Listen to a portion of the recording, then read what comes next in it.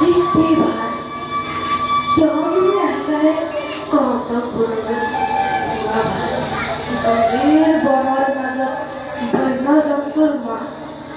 এই সকলো ভয় অশান্তি কিয় তুমি আহিলে কণ্ঠক বললৈ তোমাৰ অবিহনে জীৱন অসাৰ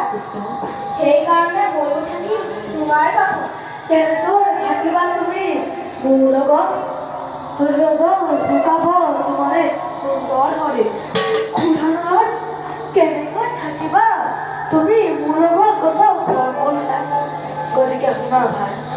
ঘূৰি যোৱা তুমি মাতৃৰ কাষলৈ তেনেকৈ নকবা তোমাৰ জানো মোৰ প্ৰতি স্নেহ নাই যদিহে ভাতৃ বুলি স্নেহ কৰা তেন্তে মোক তোমাৰ কাষত ঠাই দিয়া যাওঁ ব'লা নিজ ৰাজ্যলৈ পিতৃদেৱে তোমাৰ কাৰণে চিন্তা কৰি আছে পিতৃদেৱ নিশ্চয় দেখা কৰে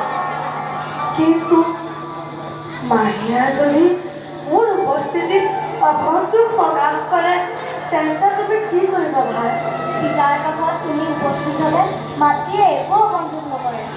ব'লা দিব ব'লা